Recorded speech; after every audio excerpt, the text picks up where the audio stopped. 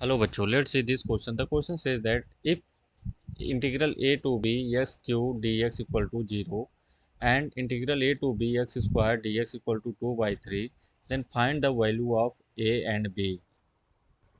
So in this question we will use the key concept of definite integral. Key concept क्या use करेंगे हम? Key concept definite integral का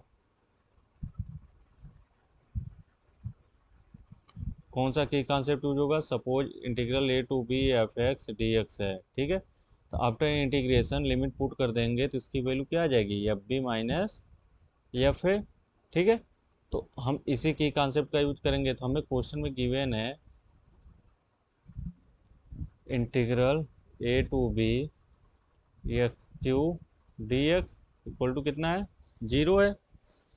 तो यहाँ से as we know that integration of X to the power N D X क्या होता है हमारा?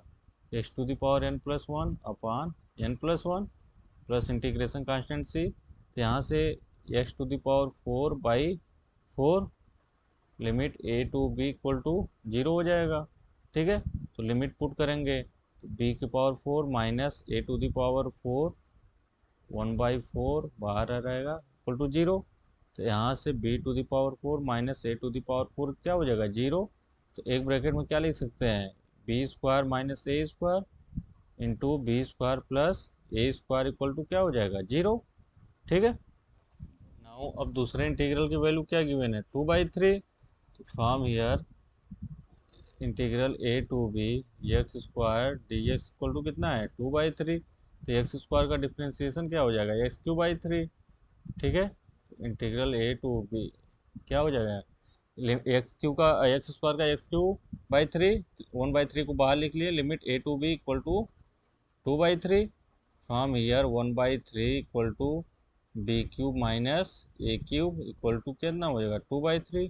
3 से 3 कैंसिल, तो यहाँ से क्या जाएगा? B cube minus a cube equal to 2 from here b cube minus a cube का फॉर्मूला क्या होता है? एक ब्रैकेट में बी माइनस ए, ठीक है। तो b square plus A square plus a b equal to कितना हो जाएगा? 2, ओके। फ्रॉम हियर देखो b square minus A square into b square plus A square equal to 0। अगर यहाँ से b square minus A square equal to 0 होगा and b square plus A square equal to 0 होगा। But here b square equal to minus A square लिखेंगे। यहाँ से B equal to क्या आ जाएगा? प्लस माइनस आई ए। तो मीन्स एक क्या हो जाएगा? इमेजिनरी पार्ट हो जाएगा। तो यहाँ से बी एक ब्रैकेट में B minus A B plus A, ठीक है। तो यहाँ से क्या मिल गया? एक बी इक्वल टू ए, एक B equal to minus A. देखो जब b equal to A consider करेंगे तो यहाँ से जब b equal to A put करेंगे तो ये पूरा पोर्शन 0, ठीक है। 0 equal to 2 not satisfied. It means b equal to क्या कंसिडर करेंगे? -1। तो यहाँ से b equal to A not consider करेंगे और b equal to plus minus I A भी नहीं कंसिडर करेंगे। तो ओनली क्या कंसिडर करेंगे? b equal to minus a. तो यहाँ से b equal to minus a put करते हैं तो क्या हो जाएगा? -2a।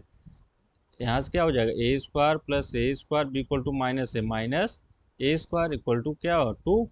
देखो एक ए स्क्वायर कैंसिल आउट, यहाँ से क्या हो गया? -2a³ equal to 2 a³ equal to -1, ठीक है। तो यहाँ से a इक्वल टू क्या आ गया? -1। सिमिलरली तो जब हम b इक्वल टू माइनस से कंसिडर किए तो a इक्वल टू -1, तो यहाँ से b equal to minus of -1, तो यहाँ से b इक्वल टू कितना मिल गया? 1, ठीक है।